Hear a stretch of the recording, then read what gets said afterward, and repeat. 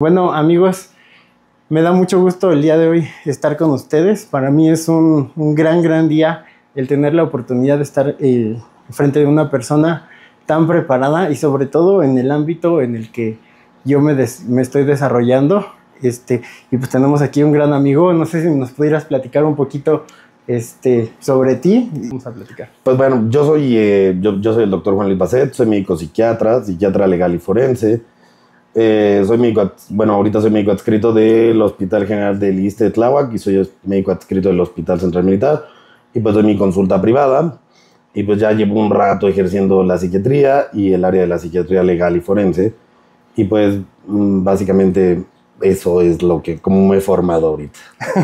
Sí. Cuando solicité la entrevista, le digo a mi hermano, a ver si quiere, ¿no? Porque a lo que yo me dedico, pues va encontrando. Yo estudié psicología, entonces pues cuando estás estudiando la carrera, pues ves el DM5, ¿no? Y los criterios diagnósticos evaluativos y todo, y digo, no, pues yo me evalúo y yo estoy bien loco, ¿no? Por estar viendo cosas que no. Uh-huh. Pero algo que sí es, que yo he observado es que hubo como un boom, o sea, como que explotó todo esto de la New Age y que las corrientes holísticas y hasta hay canales ahí virales, ¿no? Uh-huh. Que se dedican a desmentir y todo.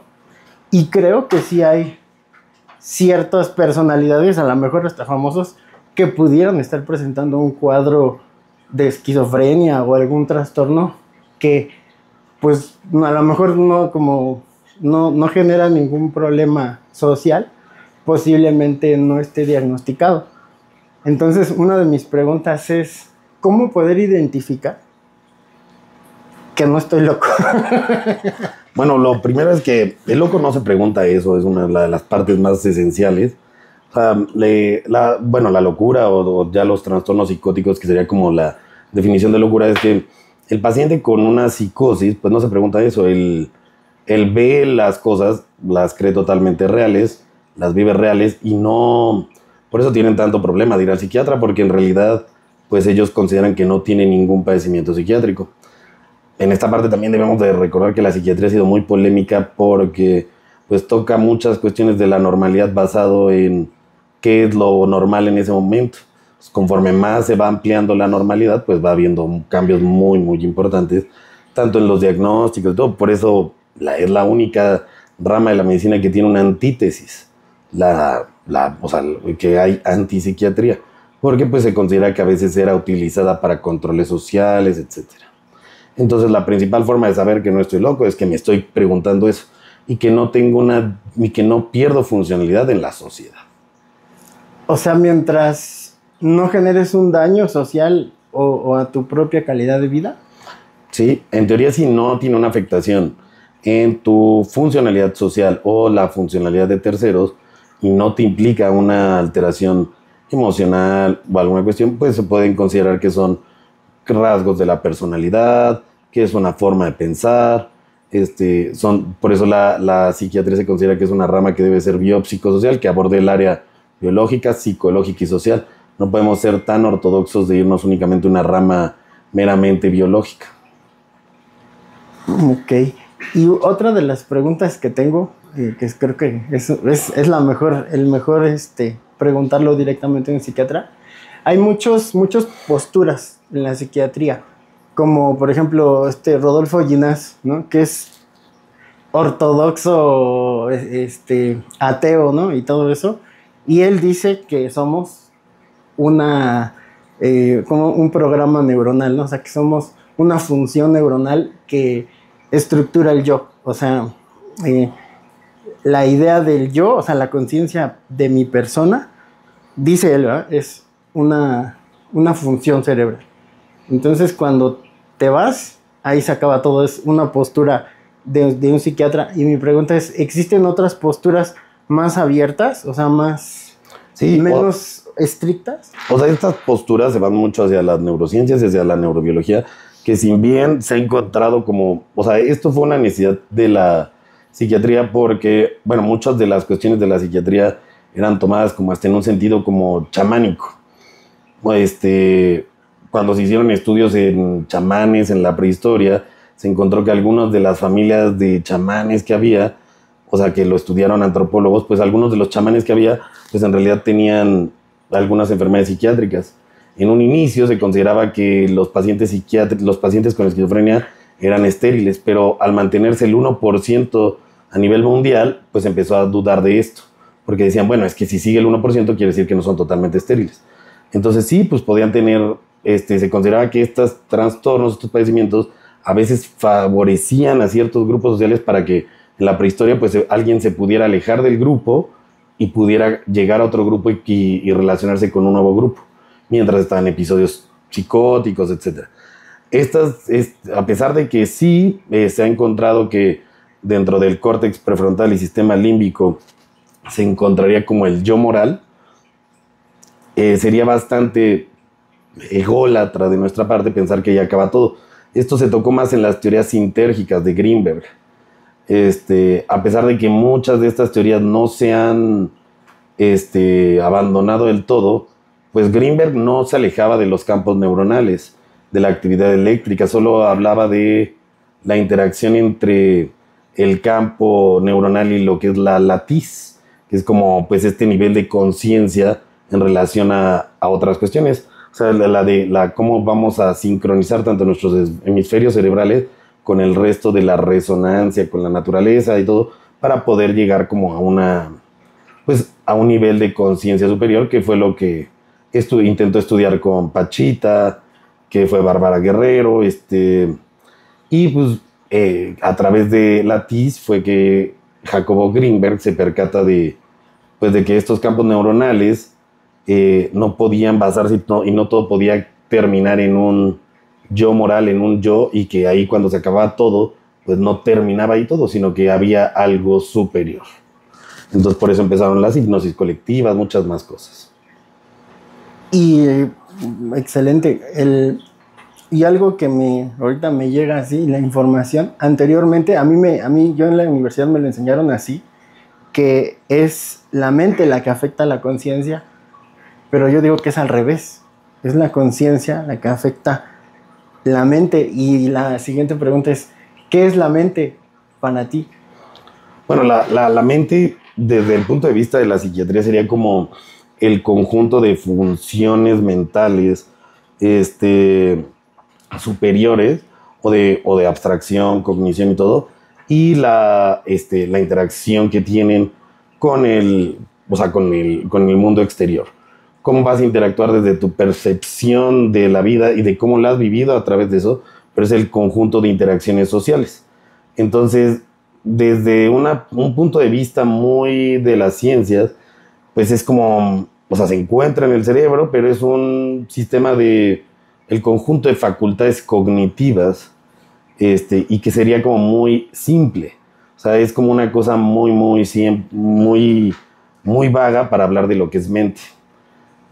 Porque ya las neurociencias tocan más como lo que es el emergentismo, que sería más como la mente, o sea, a través de la digestión, el estómago, este eje de tubo digestivo, hipotálamo, o los estratos físicos, cuando se daña el lóbulo frontal y se altera la frente, se altera la mente, los neurotransmisores que cambian el estado de ánimo, la epigenética, las cuestiones de cómo sabe la tristeza. Muchas de estas cuestiones pues han cambiado con el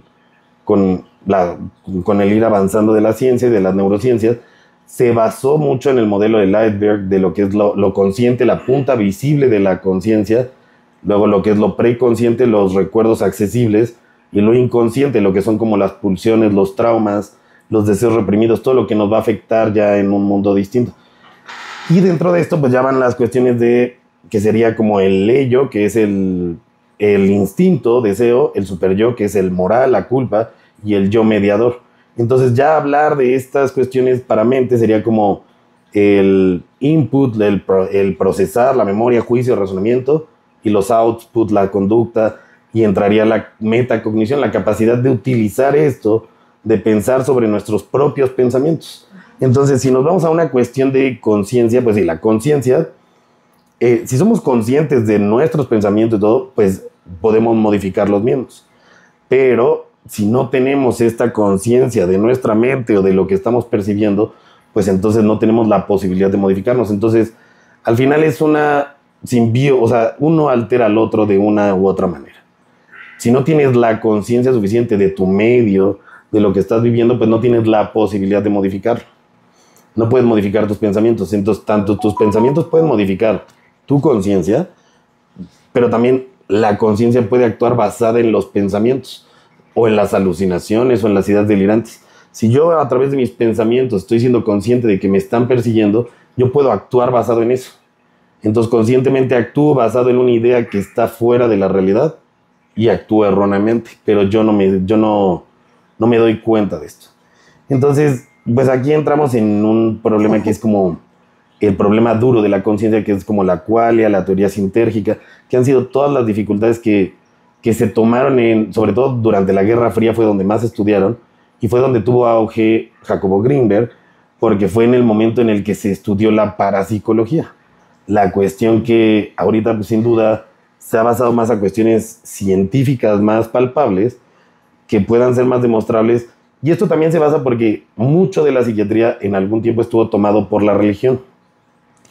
Y entonces, al estar tomado por la religión, pues muchos de los tratamientos brindados por la psiquiatría eran el encerrarlos en un convento y orar. Entonces, en un intento de separar la psiquiatría de las ramas religiosas, pues se dejaron de abordar otras teorías como la sintérgica, las teorías del alma, de otras cuestiones de la psique, cómo se enfermaba a través de muchas cuestiones espirituales, olvidando que el ser humano pues debe de ser mente, cuerpo y espíritu. Wow. Es una cátedra. Fíjate que a mí llegan muchos pacientes que han ido con psiquiatras, que han ido con médicos, han intentado de todo y no salen de su problema. Entonces, yo soy espiritista. Uh-huh. Qué difícil decirlo frente a un psiquiatra. Soy espiritista, es decir que puede entrar en mí un espíritu. Uh-huh. Y me cambia la voz y todo eso, como para irme al psiquiatra. Pero en todas mis consultas, en todas las canalizaciones, se habla mucho de las vidas pasadas. Por ejemplo, una persona que... un ejemplo de una paciente, no puedo decir el nombre, pero en una vida pasada desvivía varones, o sea, los desposaba, los envenenaba, los desvivía, y en esta encarnación padecía leucemia, anemia, casi ya a punto de leucemia. Entonces, pues ya estaba muy mal y viene conmigo a la consulta. En la sesión sale esto, se hace un corte, o sea, se hace un corte, se rompen contratos espirituales y la persona se cura. Pasa un mes, 2 meses, se vuelve a hacer estudios y sale limpia. Y no hay evidencia científica, yo no tengo cómo decir, pues fue la canalización, ¿no? Pero sí hay un antes y un después de ese día, de ese momento, y le cambió no nada más la parte médica, sino muchas otras, y así tengo muchos pacientes que han habido cambios significativos basado en temas de vidas pasadas. A lo mejor no tenemos cómo comprobar las vidas pasadas, pero sí, por ejemplo, sí podemos comprobar cosas como, vas a pensar que estoy loco, pero hay un espíritu aquí que te acompaña, es una mujer. Y yo la veo clarito, es una mujer súper guapa, tiene un cabello súper arreglado y yo la puedo percibir, igual tu aura, yo la puedo ver. Vas a decir, pásale para... Entonces, y detrás de esa mujer hay otra mujer que supongo que ha de ser la mamá y la abuelita. Y el abuelo. O sea, como que tienes mucha familia que ya trascendió. Esas cosas, o sea, los pacientes llegan conmigo, pues yo les digo, hay una señora así y así, y a veces hasta el nombre, o sea, he dado nombres. Y todo eso, ¿de dónde sale, no? Pues yo digo, de la latiz. Yo lo digo así, o sea, esa información está ahí. Y ya ve como antenitas. Yo digo que el cerebro es como una antenita, ¿no? Y nosotros interpretamos la realidad de lo que percibe la antena, ¿no? Exacto. Entonces, si yo entreno, que es lo que siempre les digo a mis pacientes, a la gente que me sigue, si tú entrenas tu mente y te conoces, o sea, practicas un desarrollo espiritual que te conoces y entrenas tu mente para que te obedezca y no al revés, llega un momento en el que puedes tener como una homeostasis y esa es otra pregunta, ¿no? O sea, si yo mantengo una mente sana, equilibrada, ejercito, tengo relaciones sanas, o sea, en general mi vida es saludable, ¿gasto menos energía psíquica o se gasta la misma energía? Pues tendrá, o sea, de forma normal, pues tú podrás, esta cuestión que, bueno, tomando dentro de lo que has dicho y para llegar al final a esta respuesta, algunas de las explicaciones que es muy, muy del ser humano, desde la prehistoria, intentar darle una explicación más lógica a todo. En su momento, en un inicio, pues que no le podíamos dar una explicación lógica a todo, pues describíamos que, bueno, el trueno es un dios, el fuego es un dios. De poco en poco, pues se ve el ser humano que puede generar un trueno y dice, bueno, no es un dios, ya también lo puedo generar yo. Ah, bueno, es fuego, bueno, también. Entonces, muy del humano intentar encontrar algo más lógico, más racional, para disminuir la incertidumbre de las cuestiones que no puede ver, que no puede palpar, que no puede conocer. Se explicaba en algún momento que a veces en estos casos que comentas en donde una persona de repente a través de pues rituales o a veces de una ceremonia o de un contacto o de romper contratos espirituales, todo eso mejoran. Bueno, se explica que a veces el poder de la fe puede tener mucho impacto sobre el sistema inmune. Una persona totalmente convencida de esto puede generar que su sistema inmune disminuya los niveles de cortisol. Con esto puede haber una alza en los linfocitos y podría atacar algunas de sus padecimientos. Sin embargo, no es toda una explicación, no todo tiene una explicación meramente científica. Esto es lo que intentaba en cierta medida hacer en su momento Greenberg con el campo neuronal y la latiz, que era esta forma en la que Greenberg describía que no era un error interno, sino una percepción de información sutil real, pero no material. Que no todos tendríamos la facilidad, pero que en algún momento lo tuvimos. Si recordamos cómo son los bebés, pues los bebés de repente dicen que pueden ver en distintas áreas, entonces, pues porque están menos apegados a las cuestiones superfluas, a las cuestiones de cuerpo. Eso es lo que, digamos, se podría considerar. Ellos, al estar menos asociados al cuerpo, ven a su mano y se sorprenden. Entonces ven algo y se sorprenden y les parece normal, que podría ser la energía de alguien más, el espíritu de una persona que ya trascendió, etc. Pero ya conforme vamos creciendo, vamos perdiendo esta capacidad que, como tú dices, si las mantenemos entrenadas, pues podríamos generar muchas cosas, pero más bien nos vamos anclando a lo corpóreo. Memorias y muchas cosas podrían quedar en lo corpóreo, pero la energía fue la que a lo mejor pasó de un cuerpo a otro. Digamos que cambió de chasis. O sea, fue cambiando de carro, de sistema operativo, pero siguió siendo, o sea, se requirió lo mismo para ir cambiando. Entonces, pues, en esta cuestión, ¿puedo yo mantener esta hemostasis? Sí, puedo mantener esta hemostasis, este equilibrio, y gasto menos. Bueno, mi cerebro va a seguir haciendo la sinapsis neuronal y todo, y intentar mantener el equilibrio, sin duda a veces puede ser difícil, pero ya no va a afectar el resto de mi cuerpo, o sea, porque el vivir en un constante estrés, pues va deteriorando mi córtex prefrontal, va generando que mi cerebro esté en una constante angustia que altera el sueño, altera funciones digestivas. Por eso cada vez se han crecido más las neurociencias con los sistemas intestino-cerebro, corazón-cerebro y tiroides, todo. Y cada vez se ha unido más la neuroendocrinología, los sistemas hormonales. Y en un contexto, si yo también me siento bien espiritualmente o me siento cómodo con la práctica religiosa que estoy llevando, pues al final es una forma también de protección.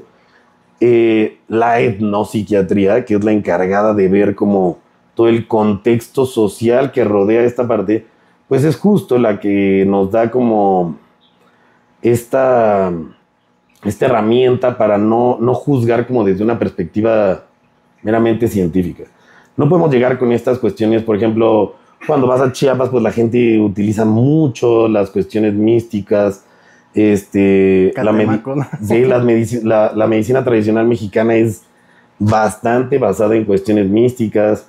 Entonces, la etnopsiquiatría lo que se debe de distinguir es un delirio místico religioso, una cuestión así como patológico, desadaptativo y solipista, a pasar más experiencias chamánicas, culturalmente aceptadas, estructuradas y con una finalidad curativa. Entonces yo no puedo llegar y decirle a ellos que están alucinando o decirte a ti que estás alucinando si culturalmente, estructuralmente y tu finalidad es curativa. O sea, si tú con esto ayudas a terceros y a ti te ayudas, entonces entras para la etnopsiquiatría dentro de un contexto cultural adaptable, porque no estás afectando...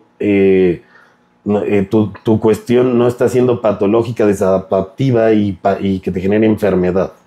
Entonces, si tú tienes esta posibilidad y ya has trabajado para poder tú crecer esto, pues bueno, es más hacia cuestiones que todavía a lo mejor en psiquiatría pues no se podrán percibir a través de un estudio de neuroimagen, un estudio de laboratorio, pero sí se podría considerar el por qué lleva a estos episodios de que tú puedas tener esta facilidad y otros no, y puedas tener la capacidad de distinguir otras cosas que los demás no.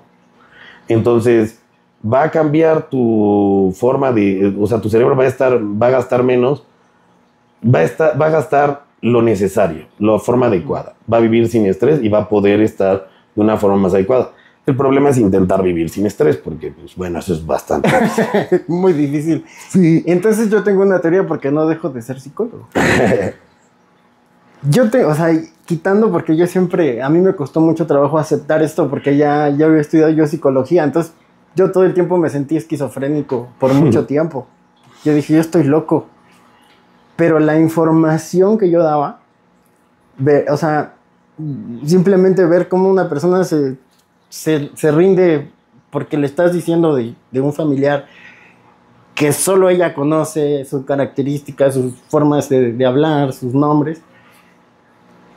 O sea, yo hacerlo, pues yo decía con miedo, pues lo voy a decir, pero, o sea, es mi esquizofrenia, yo lo estoy alucinando, ¿no? Entonces lo hacía y pasaba esto, ¿no? A lo mejor estoy reforzando algo que, ¿no? Hablando en términos clínicos, pero el punto no es ese. El punto es que yo tengo mi teoría. Yo pienso que la conciencia genera la realidad de las cosas. O sea, cómo te narras, cómo te cuentas la historia, lo que estás viendo. Entonces yo pienso que es tan fuerte el evento, o sea, para la mente, y como etnológicamente, no sé cómo se diga, socialmente, estamos tan arraigados aquí, al menos en México, a la espiritualidad, que la mente se lo cree, o sea, como real. Entonces lo manifiesta. O sea, podría ser eso una explicación. Yo, como les digo, mira, no importa, lo importante es que ya estás mejor, ¿no? En términos de lo que pasa, ¿no? Si esto te ayudó a salir de ahí, o sea, como dices, no le hacemos mal a nadie, ¿no? Exacto. Pero es mi punto de vista. Es como todo un campo de investigación que creo que hoy ya la psiquiatría está volteando a ver. Sí, claro. O sea, y esto, Joseph Campbell decía que el místico nada sobre las aguas que el psicótico se ahoga. Entonces, esta parte de intentar investigar algunas cosas, pues sin duda, de repente es bastante... O sea, es muy distinto el delirio de un psicótico, en donde vuelve a ser una cuestión como paranoide, en donde el acceso es generalmente inducido voluntariamente mediante... O sea, en una cuestión muy psicótica, pues... O sea, en una cuestión mística, el chamán o, por ejemplo, el espiritista, pues puede ingresar de forma voluntaria. Tú puedes ver ciertas cosas, pero hacerles o no caso. Mediante rituales, mediante ayuno, plantas sagradas, o desde un encuadre, o de un mindfulness, una atención plena. Entonces tienes un control. En el brote psicótico, en el episodio psicótico, el acceso es invasivo, intrusivo. las voces o visiones interrumpen tu vida cotidiana. No importa que mientras intentabas manejar, dormir, mientras intentabas comer, empiezas a perder el control de eso. El paciente se vuelve víctima de la experiencia. Entonces sí, la conciencia en esto afectará por cómo él lo viva. No puede apagar ni modular su brote psicótico, una pérdida total de la agencia sobre su mente. En la experiencia mística, pues la coherencia simbólica, o sea, sigue patrones mitológicos o arquetipos universales, la muerte, el renacimiento, encuentro con guías espirituales, sensaciones de unidad cósmica. Incluso si es visualmente compleja, tienen una historia. Normalmente no van a alucinar o delirar algo que no conocen. Eso es algo que también está muy misterioso. ¿Por qué tú alucinarías algo que no conoces? ¿Por qué alucinarías a una persona que no has visto en vida? Porque en realidad solo podrías alucinar lo que el hipocampo ya guarda, lo que ya está en la memoria. Entonces, en un brote psicótico, pues es fragmentado, bizarro, desorganizado, hay ensalada de palabras, no siguen a veces una lógica cultural. De repente hay personas que te dicen que son el rey de los judíos, pero al final son católicos, cristianos, etc. Entonces, el contenido a menudo es paranoide, persecutorio y es expansivo, unitario. Y entonces, aparte, pues el resultado pragmático, o sea, la experiencia mística post-evento, ¿cómo lo voy a vivir yo? Normalmente cuando yo vivo una experiencia mística, o cuando vives a través de las sustancias, los pacientes que han experimentado bufo, ayahuasca, algunas sustancias que lo utilizan desde un modo ritualístico, no un modo de droga recreativa, pues él haber un aumento de la empatía, el sentido de propósito, de paz interior, y todo el ritual pues mantiene una higiene, sus relaciones y su capacidad laboral, o sea, tú ahorita pues eres funcional laboralmente, entonces pues hablaríamos de un aumento en la coherencia neuronal, lo que describiría Greenberg. Mientras que en un evento esquizofrénico, psicótico, pues hay aislamiento, miedo, un descuido personal, el insomnio crónico, la angustia. Entonces, a pesar de que pues tú veas ciertas cosas, pues enseguida no se pensaría en la locura, porque si un paciente dice, vi el jaguar azul y su comunidad o su chamán entienden qué significa esto en cosmogonía, hay un anclaje cultural. Entonces no está solo, entonces sería como una psicosis más compartida, o más bien sería una creencia cultural. No es una experiencia solipista, o sea, que nada más sea privada y exclusiva. El paciente crea un mundo propio en los brotes psicóticos, que a veces no comparte con nadie, o comparte con los mismos familiares, pero a los cuales ha inducido de forma constante, que son la psicosis compartida.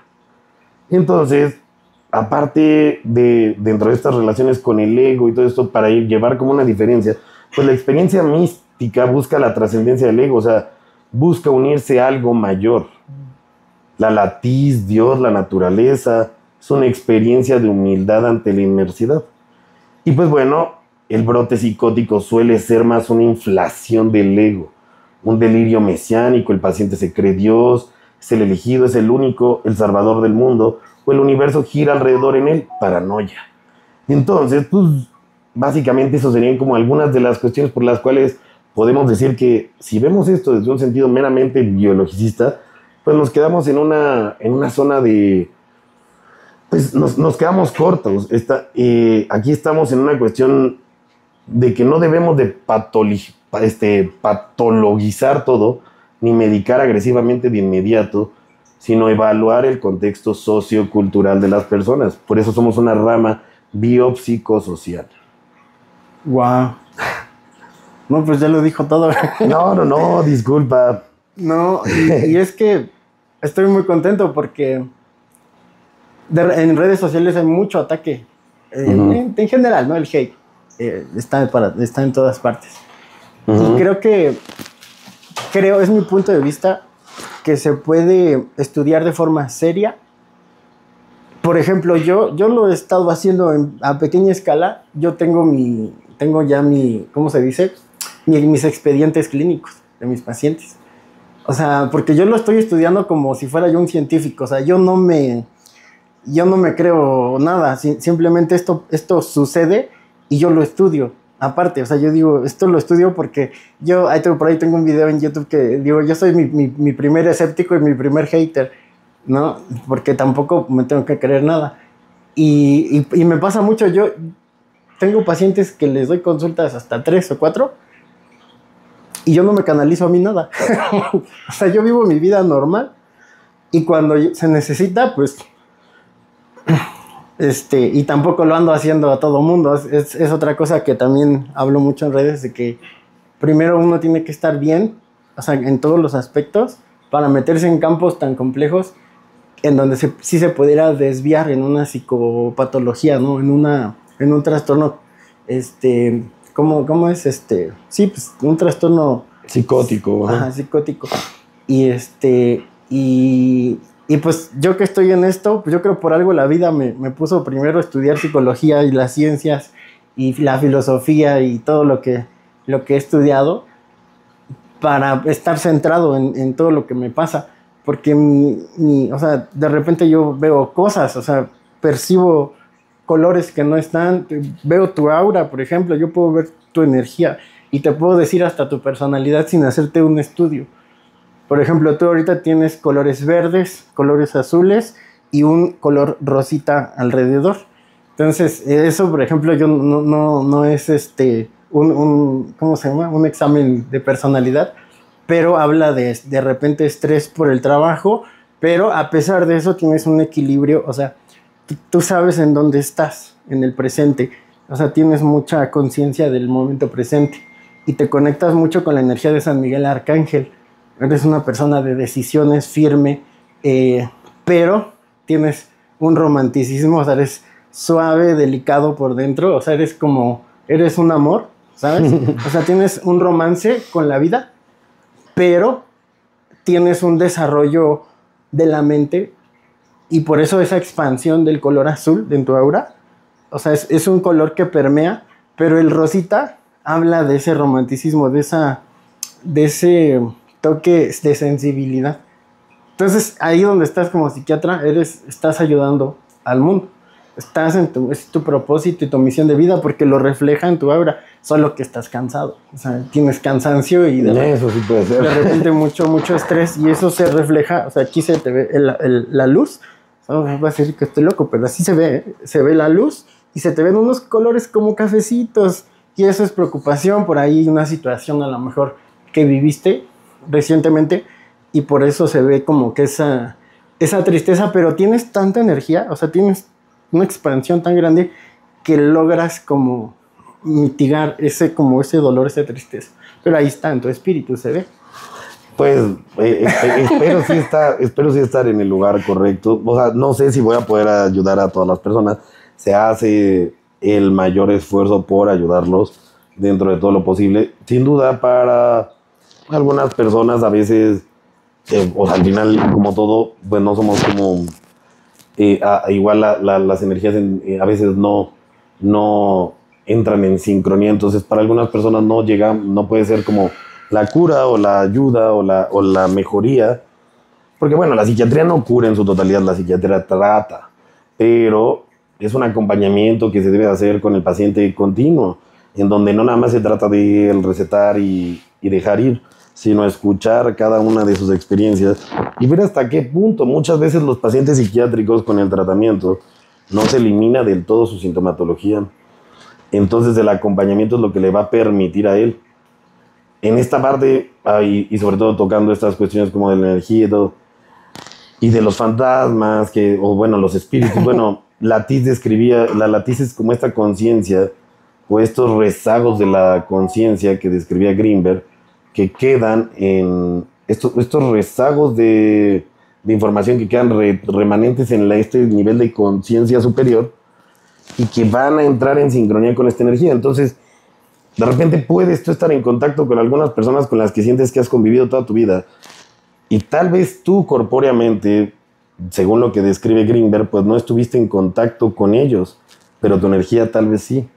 En este nivel de conciencia superior en donde no hay presente, pasado, futuro, no hay atrás o adelante, sino que es toda un conglomerado de energía en donde yo lo puedo estar viviendo hoy, alguien lo puede estar viviendo en 1903 y alguien lo puede estar viviendo en 2040.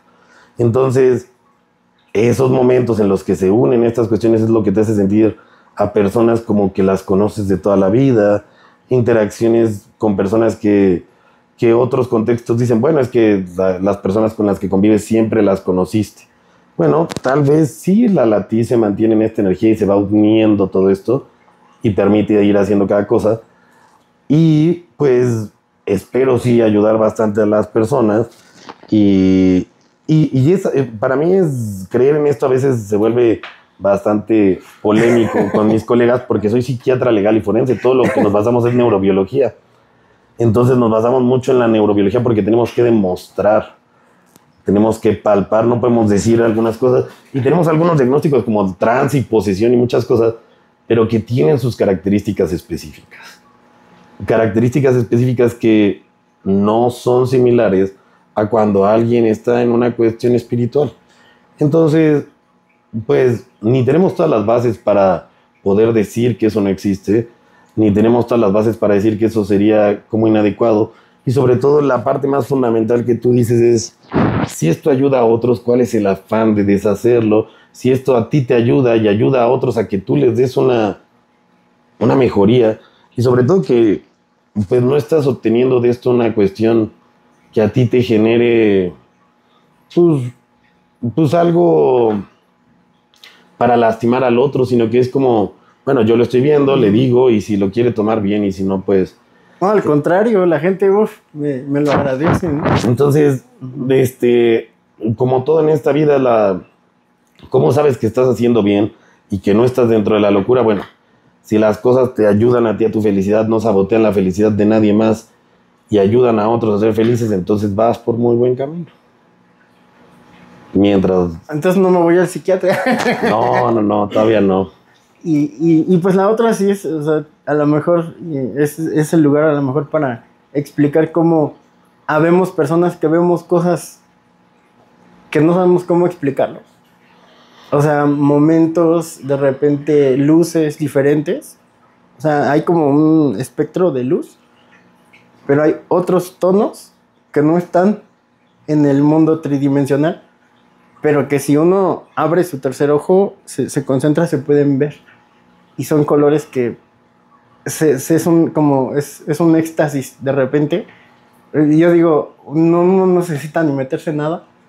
Si uno aprende a expandir la conciencia, o sea, vives en por las experiencias tan maravillosas que eso da. A lo mejor son alucinaciones, digámoslo así científicamente, ¿no? Porque en el cerebro pues se va a presentar una actividad cerebral y ya. Pero sí la experiencia, que sí valdría la pena como meterse más a estudiar todo ese campo, ¿no? Bueno. Y sería un fenómeno que se tomaría como una alucinosis porque no le estás dando un contexto psicótico, lo estás viviendo y le estás dando una interpretación que no te quita la capacidad de convivir con el resto ni de continuar con tu vida. Entonces sería como una alucinosis. Y de todas maneras, de estas características, como tú dices, pues, o sea, si algunas sustancias generan estas comunicaciones neuronales, estas salientes, estas redes de conexión que permiten a otros ver, pues bueno, no me parece raro que haya personas que sin las sustancias tengan la posibilidad de estar en contacto con remanentes de la latiz. Wow.